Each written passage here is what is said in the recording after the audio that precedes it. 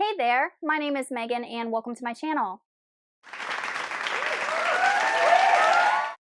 Today I'm going to be doing a book review for Empire of Silence by Christopher Ruocchio. But before we go ahead and get on into the review, if you are not already subscribed to my channel, please go ahead and hit that subscribe button as well as the little bell icon so you can be notified every time I post new bookish content. I post new videos every Monday, Thursday, and Saturday, and sometimes other days throughout the week. Also, don't forget to check down in the description box below for links to all of my social medias, my Buddy Read Discord, and my Patreon, where you can be entered into winning book giveaways throughout the year.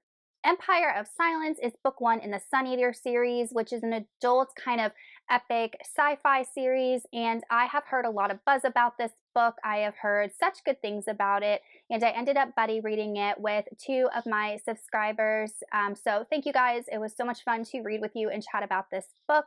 I will include a spoilery section of this review, so please make sure to check the timestamps down below if you don't want to be spoiled for any part of the book. This book has been compared to books like Name of the Wind in that it is a character who is telling his story in kind of like a flashback chronological order. And the narrator is Hadrian Marlowe, and he is the son of, I can't remember the official political title, but he kind of is like the ruler of this planet, and this planet is fairly wealthy because they mine uranium, and they are part of this galactic empire. And Hadrian is a Palatine, and they are basically the nobility of this galaxy, and they are genetically engineered. So they have awesome, genes. They live for hundreds and hundreds of years. They are, physically beautiful, and they don't succumb to normal illnesses and diseases that non-genetically engineered people often do.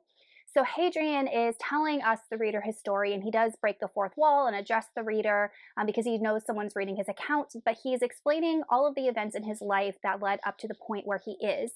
And we currently don't know where that point is or how old Hadrian actually is when he's writing this account of his life. And obviously it's the first book in a series, so it doesn't account for all of the stuff that happened in his life. I personally have read Name of the Wind, but it has been over 10 years, and it was a DNF for me. I only read 50% of it. So for me to say that this book is similar to Name of the Wind, I honestly cannot remember anything about that book. I can't even remember the main character's name, so I can't say.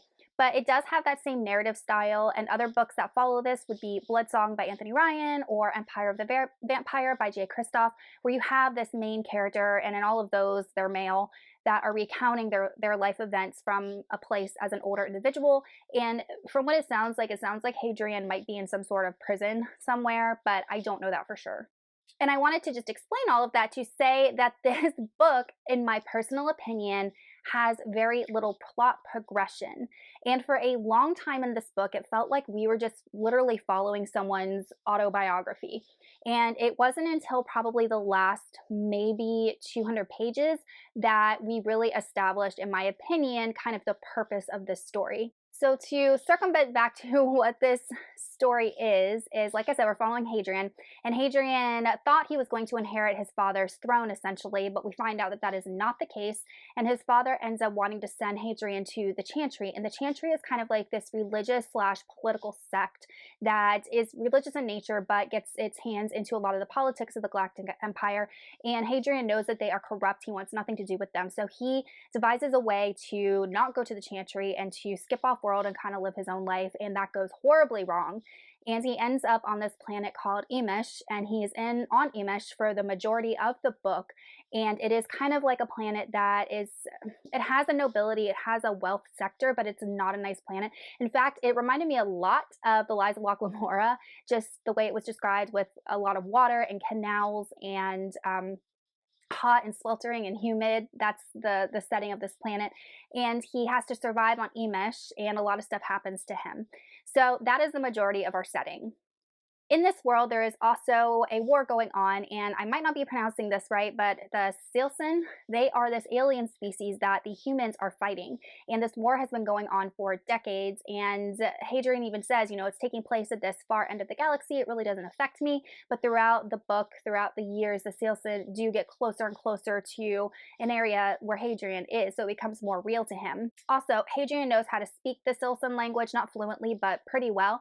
and he has a affinity for languages. That's like the smart area of his brain. So he speaks about 7 different languages, including this one, which is abnormal because the Silsen are looked down upon. They're looked at as just monsters that want to kill humans, and the Chantry sees it as kind of heretical that Hadrian would learn the enemy's language.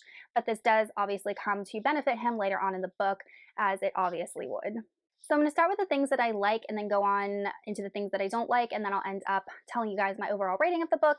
So the things that I did like about this book, I thought that the world building was fairly good. It was a very believable sci-fi setting. It really reminded me at some points of Dune, especially with Hadrian's, upbringing and the initial setting on this planet. The political hierarchy was really well done. He talks about different planets and kind of how they are all individual but are still part of this galactic empire. And then we have the alien race that I thought was really well written, even though we didn't get really into the nitty gritty of them until towards the end of the book. I also really liked the idea of the Chantry because we learn a lot about them and some things that they are doing and lies that they are telling people of this galaxy, and how Hadrian kind of has to undermine what he's been taught his entire life and to seek the truth. So I just really enjoyed that aspect, where you have such a powerful, powerful organization that is literally lying to people. And it really made me think, why? Like, what did they seek to gain from lying to people, from keeping very important information from the populace? What is their ultimate goal? How are they involved? So that aspect with the Chantry really, really intrigued me, and does play into Hadrian's interactions with the Chantry and people that work there, as well as the Silsen. As for the things that I didn't like, you guys, this is where it's going to be a long, long list. So the first thing is the pacing of this book. The pacing was so painfully slow. And I can read a slow-paced book. I can read Robin Hobb all day long. But Robin Hobb, the difference between that and this is that she is intertwining us with the lives of these characters, really making us feel for these characters. I felt like I was literally just following along this guy, Hadrian's, life experiences, and for the longest time, I was asking myself, what the heck is the main conflict? What is the goal of this plot? Where are we going? I just felt like the plot meandered on endlessly for the majority of this book, and I started getting really irritated until it finally picked up a little bit towards the end, and the main problem was presented that I originally thought was the main problem, or it had to be, from the beginning of the book. I was like, this has to be like the main conflict. Why is he not just bringing it all together to guide the reader and let us know this is what's going to happen, instead of just feeling like I was just reading about this guy's life, because it was sloggy, it was slow, it was hard to get through at times. Now I want to get on into the characters. I did not like the characterization that was done in this book at all for any of the characters. So starting off with Hadrian, I felt that Hadrian was a walking cliche. I really, really was hoping that he was going to be an anti-hero, a morally gray hero, but no, he was just your knight in shining armor, hero of 1,000 stories type thing, which was really disappointing. So to start off, Hadrian is very smart.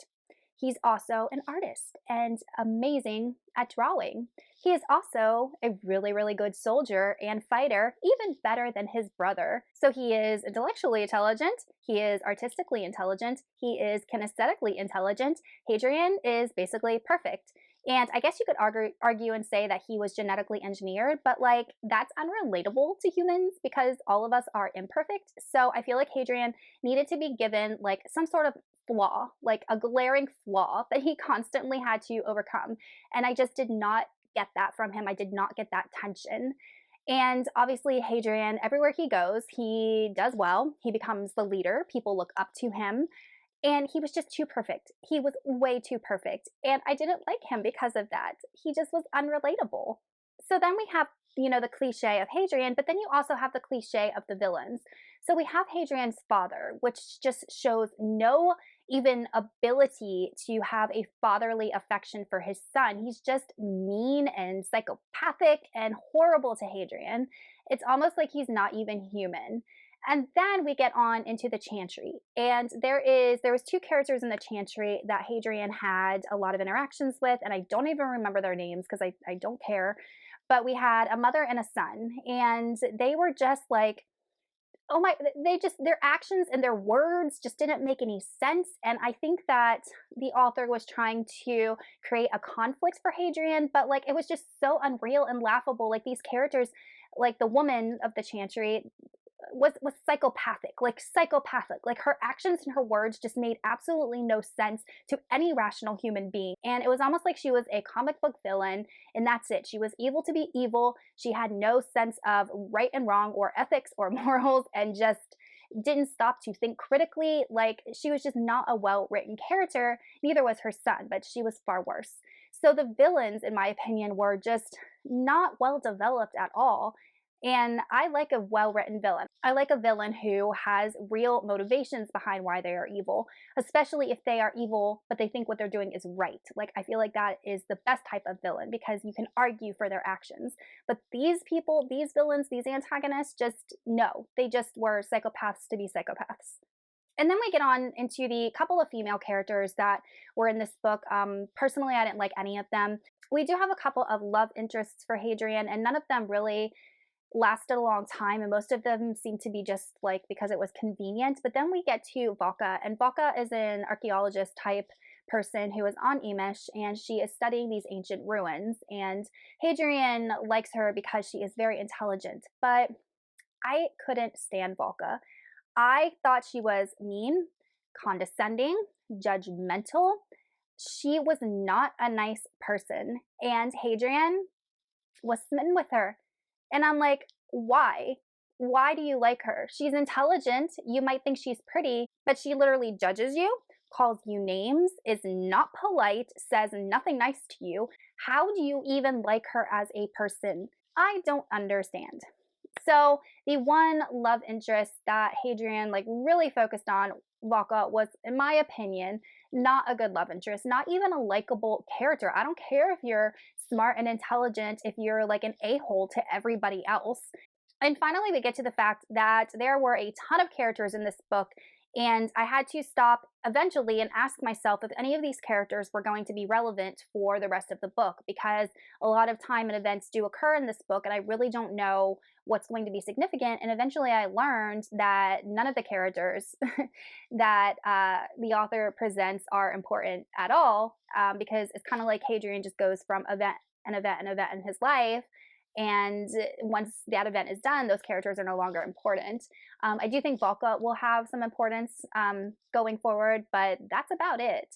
So now I just wanted to discuss one spoilery aspect of the book, so if you haven't read it, go ahead and skip on into the reading. But there was one thing that I really did enjoy about this book, and that was the secret that the Chantry was withholding, and that was that humans were not the first to explore the galaxy and even to colonize some of the planets. And there are these ruins on these different planets that the Chantry is trying to keep on the down low. Like, they don't want anyone discovering that ancient civilizations existed before the humans, colonized that planet. This is even the case on Emish. And we have the Silson, who are involved in this somehow. And I really enjoyed the last 200 pages where the Silson come to Emish, and we see them at, the ruins, and they are saying they're coming to pray, they're not coming to attack. So I feel like there's a backstory to that might tie in the whole idea of humanity and intelligent life and exploration of the galaxy and all of that. So I thought that was an interesting theme that the author kind of tapped into, and I would have liked to see more of that in this book. I feel like that is the setup for the rest of the series, maybe. I just wish it had been way more in this book. All right, you guys, so those are the things that I liked and didn't like in Empire of Silence. All in all, I did not love this book. I didn't hate it. It definitely wasn't the worst book that I have ever read, but I'm going to go ahead and give it a 2.5 out of 5 stars. So right down the middle, just lukewarm. It was okay. So I've made the decision not to continue on with this series. I am glad that I read it, so it just wasn't a book for me. All right, you guys, let me know in the comments if you've read this book and what you thought of it, and I will see y'all in another video soon. Goodbye.